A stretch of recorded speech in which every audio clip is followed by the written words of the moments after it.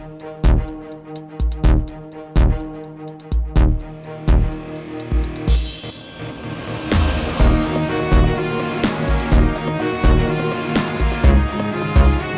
is the 18th of October, 2023 at Protestia Studios, and this is your intelligence briefing coming to you from Protestia.com, where we bring you all of the latest in Christian polemics and discernment news from all over the interwebs, but most especially from Protestia.com, where you can go to read all the latest. Thank you so much for joining us. If you would be so kind, head over to patreon.com/Protestia, and for only $5.95 a month, you can join us on a financial level, get ad-free browsing on the website, the full version of Protestia Tonight, and other exclusive access for being a supporter. It's only about, 2 cups of coffee a month, if that. Sometimes 1 cup of coffee, depending on the one you get, but we would be honored to have you join in support. This update is, of course, brought to you by those patron subscribers. Let's get to it. The first headline here: Planned Parenthood begs for donations to rebuild abortion clinic destroyed in Gaza. Planned Parenthood International, the apex predator of the baby-killing world, is pleading for donations after an Israeli airstrike on an adjacent building damaged the sole abortion clinic in Gaza and rendered it inoperable. Yeah, I feel real bad about that. The group, which undoubtedly inspired Hamas's bloodlust in the first place, is seeking to raise funds to relocate to a safer location within the Palestinian territory. So this apparently is a tweet from them looking for donations because the clinic got damaged as well. Now, of course, it's a clinic for baby killing, so we would appreciate it not being rebuilt and, continuing to be damaged, I suppose. Another tweet here. Responding to the news, some critics of Planned Parenthood were unbothered by the bombing, writing, "It was just a clump of buildings anyway. Don't worry, Hamas offers post-birth abortions. Oh, how sad. I guess they'll have to cut babies' heads off themselves for a while instead of having a doctor do it for them." Read more at Protestia.com. Next headline: Judge rules to remove life support from 7-month-old baby against parents' wishes. A high court judge in where else? The United Kingdom. And by the way, this is I believe, this is from the Christian Post. A high court judge in the United Kingdom has ruled to remove life support from a 7-month-old baby, a decision that contradicts her parents' desire to keep their daughter alive. Indy Gregory, the baby at the center of the legal battle, is the daughter of Claire Staniforth and Dean Gregory from Derbyshire, said the rights group Christian Concern. There is a link here to their statement, and then, of course, a link at the bottom to read the rest of that article over at the Christian Post. Next headline: Derek Webb attends Dove Awards in drag. Because, of course, he does. See him over here. Yesterday, former Caedmon's Call guitarist and vocalist Derek Webb was pleased to announce he was attending the 2023 Dove Music Awards in full drag regalia, bringing a lesbian singer and another drag queen as his guests. It is par for the course for Webb, who has spent the last 2 years living as a professional, cringy person with the sensibilities of a 14-year-old non-binary TikToker.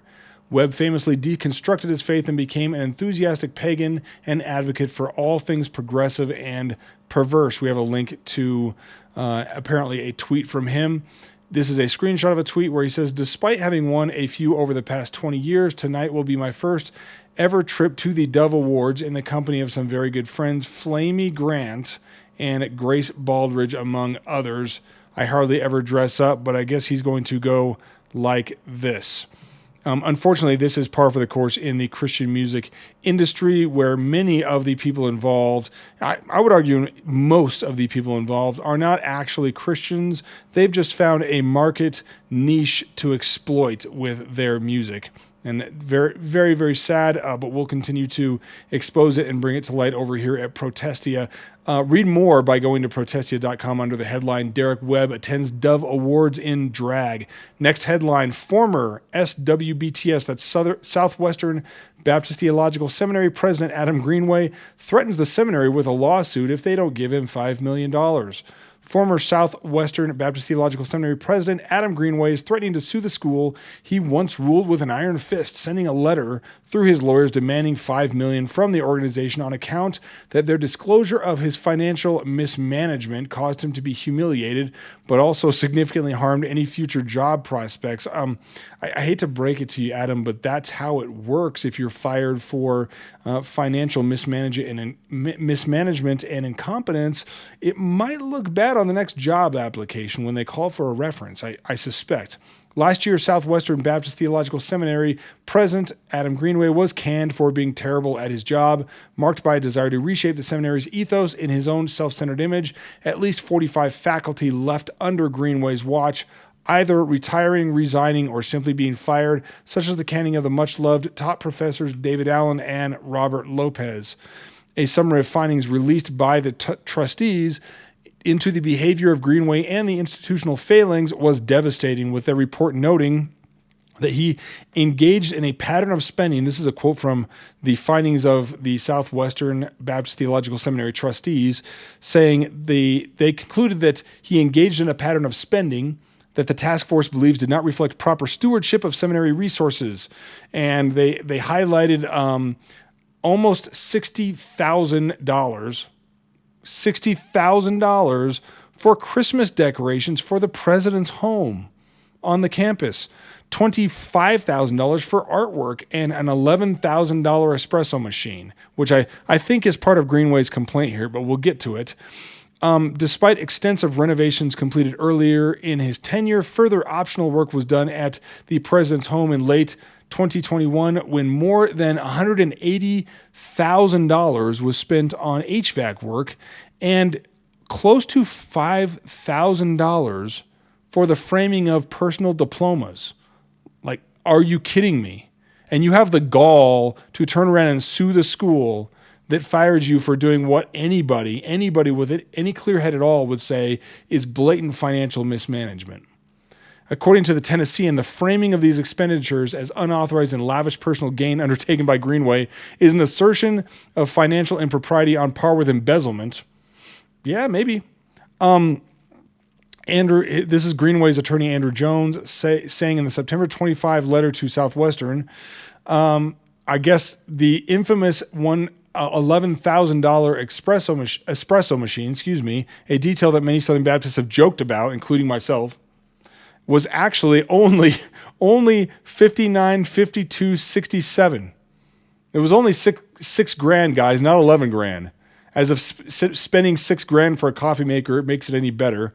SWBTS chairman Jonathan Richard has flatly refused, good for him, please don't, to entertain Greenway's demand for $5 million, saying the seminary would aggressively defend the school if Greenway decides to sue, saying that the demand letter is baseless and incredibly disappointing, especially given his supposed professed love for the institution. Over the past year, we have continued to pray for Greenway's spiritual, mental, and emotional well-being as we have worked toward an amicable resolution, which we had every reason to believe had been achieved with the agreement signed in February of this year. So apparently, either Greenway himself or a lawyer has gotten to him and said, you know that they marked that $6,000 espresso machine as $11,000. That's really damaging your career prospects. Probably should sue them. I'll help you sue if you pay me some money. Of course, we all know that's what's going on. Last headline at Protestia for this intelligence briefing, and this one is crazy. Prominent alleged abuse survivor, this is Hannah Kate Williams, of course, claims the SBC is about to file for bankruptcy. Last year, Hannah Kate Williams filed suit against several SBC entities and personalities, including Lifeway, Southern Baptist Theological Seminary, Mike Stone, Rod Martin, the executive committee, and others, alleging they, quote, conspired to protect the Baptist denomination from a problem of sexual abuse of minors or other vulnerable populations by not investigating her reports, along with painting her as a liar who has no credibility. Williams, a troubled soul with a long history of erratic behavior, contends that her father sexually, physically, and psychologically abused her from the ages of 5 to 16. She says she reported the abuse at the age of 8 to SBC church staff, but they did nothing other than tell her, "I'm praying for you." when a recent Kentucky law extending the statute of limitations for child abuse survivors to sue their abusers, with that law, Williams took advantage by suing the SBC itself, along with a few familiar faces, including her father, Lifeway, his former employer, the executive committee, and Southeastern Baptist Theological Seminary. So, you can read more about this at protestia.com, but we've sort of tracked her behavior, at least her public behavior, on social media and other places over the last, few years, and that kind of range. This is her back in 2023, a few months ago, saying, "For what it's worth, it was stupid to waive attorney-client privilege, and it's what you get." We kind of said that too, like at Protestia. We said, that was kind of a mistake to waive attorney-client privilege. Shouldn't have done it. Shows rank financial mismanagement for the institution that's supposed to steward the resources of faithful Southern Baptist givers. But I hate to say I told you so on this one. We told you so. In a recent post on X, formerly known as Twitter, she is now claiming the SBC is about to file for bankruptcy as a result of massive payouts for alleged abuse cover-ups, and she played a key role in making that happen. Now, I'm calling nonsense on this right now, and I'll tell you why. Any litigator worth their salt, any lawyer, civil attorney worth their salt, suing an organization, if they are either getting a big payday or if they're close to one, they do not allow their clients to do this kind of stuff. Run around to Southern Baptist institutions flipping the bird. That's not something that you do and risk the judge seeing this and seeing your lawsuit as a simple cash grab. That would be the risk.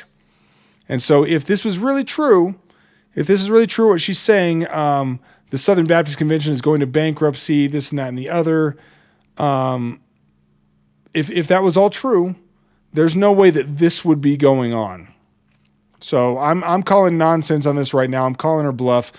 I don't think so. I think this is just another Hannah Kate Williams, let's just say creative exaggeration. We'll put it that way. I have seen, and I know many others have seen, absolutely zero evidence of any of her claims. I'll just say it. I've seen zero evidence. I'm not saying one way or the other whether they're true or not, but I've yet to see a shred of evidence other than her own claims that any of this is true. And I have seen evidence that some of the things she's claimed are not true. But we've chronicled those on the website. You can go see for yourself. So, that's your intelligence briefing. Keep following protestia.com for all the latest on this or other issues going on in evangelicalism and the Christian interwebs. Thank you so much for joining me for this episode of the Intelligence Briefing for the 18th, Wednesday, the 18th of October, 2023. Stay tuned to protestia.com for all the latest. We will see you again next time. As always, Semper Reformanda.